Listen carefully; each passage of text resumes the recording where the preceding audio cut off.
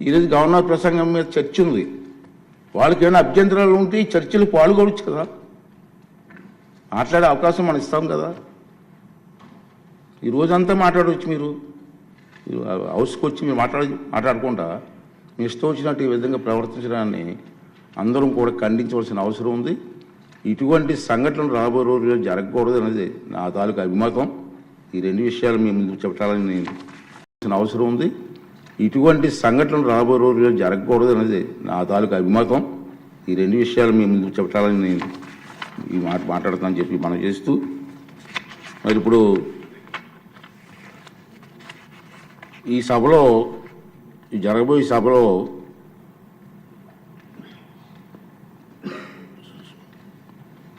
Panel సభ్యులుగా మండల్ బుద్ధప్రసాద్ గారు, వరదరాజుల రెడ్డి గారు, జ్యోతుల్ నెహ్రూ గారు, కోళ్ళ లలిత్ కుమార్ గారు, దాసరి సుధ గారు, విష్ణు కుమార్ రాజు గారు వీరిని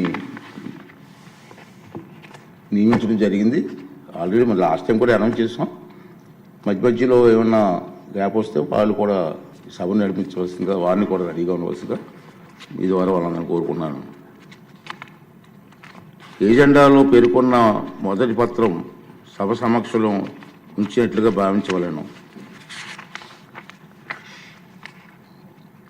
ఉభయ సభలో సభ్యులను ఉద్దేశించి 24 ఫిబ్రవరి 25 గవర్నర్ గారు చేసిన ప్రసంగాన్ని ప్రతిని సెక్రటరీ జనరల్ సభ సమక్షంలో ఉంచుతారు. గౌరవ స్పీకర్ గారి అనుమతితో గవర్నర్ గారి ప్రసంగం ప్రతిని సభకు సమర్పిస్తున్నాం.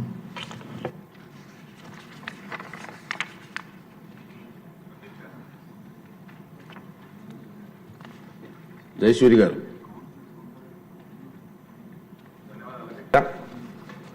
ముఖ్యంగా నిన్న జరిగినటువంటి సభలో జరిగినటువంటి చాలా బాధాకరమైనటువంటి సందర్భం.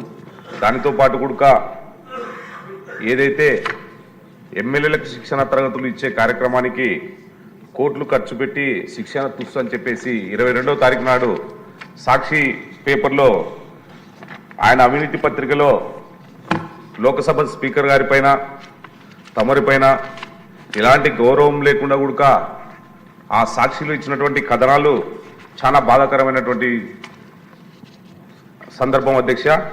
అయితే శిక్షణ తరగతులు జరగకముందే కోట్ల రూపాయల ప్రజాధనాన్ని ఖర్చు పెట్టి ఇక్కడ అసెంబ్లీ ఆవరణంలో టెంట్లేసి ఖర్చు చేశారని చెప్పేసి ఒక తప్పుడు నివేదికలు రాస్తూ రాష్ట్ర ప్రజానికానికంతా కూడా ఆయనకున్నటువంటి కరపత్రమైనటువంటి సాక్షి పేపర్లోను, సాక్షి ఛానల్లోనూ తప్పుడు ప్రచారాలు చేస్తూ ప్రజాస్వామ్యంలో సభలపైన ఉన్నటువంటి గౌరవాన్ని అగౌరవపరుస్తూ ఈరోజు జగన్మోహన్ రెడ్డి గారు ఆయన సాక్షి పేపర్ అవలంబిస్తున్నటువంటి విధానాలు చాలా బాధాకరమైనటువంటి విధానాలు అధ్యక్ష.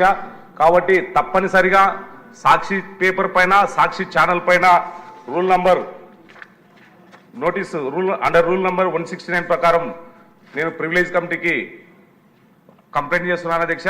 దీనిపైన మీరు ఈ ప్రివిలేజ్ కమిటీలో పెట్టి సాక్షి ఛానల్ పైన, సాక్షి టీవీ పైన తగు చర్యలు తీసుకోవాలి, గట్టి యాక్షన్ తీసుకొని ప్రజానికానికి చేస్తున్నటువంటి తప్పుడు సమాచారాన్ని అరికట్టి మరొకసారి ఇలాంటి వార్తలు ప్రచురించకుండా చేయాల్సినటువంటి బాధ్యత తమరి పైన ఉందని చెప్పేసి దీన్ని ప్రివిలేజ్ కమిటీకి రెఫర్ చేయవలసిందిగా నేను కోరుచున్నాను అధ్యక్ష.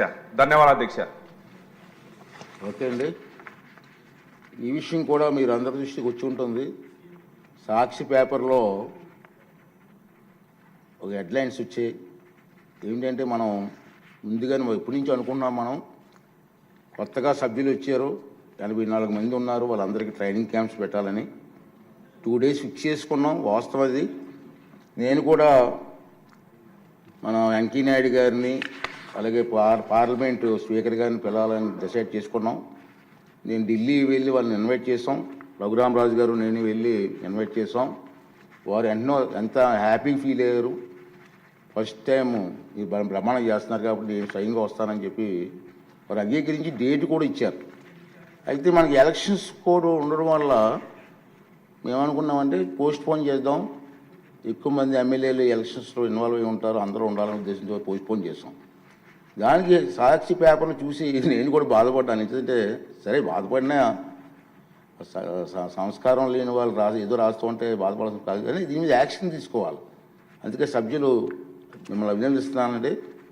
ఇది ప్రతిపాదించారు. దాంట్లో ఏమి రాశారంటే ట్రైనింగ్ క్యాంపులు లేవు, ఏమీ లేవు, కోట్లాది రూపాయలు ఖర్చు అయిపోయింది అన్నారు. కోట్లాది రూపాయలు ఖర్చు అయిపోయింది సార్. దుర్వినియోగం చేస్తానరా మనం. అసలు మీటింగే పెట్టలేదు మనం. కోట్లాది రూపాయలు ఎందుకు ఖర్చు అవుతుందండి? ఆఖరికి పార్లమెంటు స్పీకర్ గారు కూడా ఫ్లైట్ టికెట్లు కూడా అతని డబ్బు తీరు కొనుక్కున్నారు. ఇలా ఇష్టం వచ్చినట్టు రాయడం కూడా బాధ అనిపించింది. కానీ మన సభ్యులు, గౌరవ సభ్యులను అభినందిస్తానండి. మీరు లేవనెత్తారు. మీరు లేవనెత్తినటువంటి మీ అభిప్రాయాన్ని నేను కూడా దృష్టిలో పెట్టుకొని తప్పనిసరిగా మీ అభిప్రాయ ప్రకారంగా ఈ విషయాన్ని వెంటనే సభా హక్కుల కమిటీకి నేను రిఫర్ చేస్తున్నాను.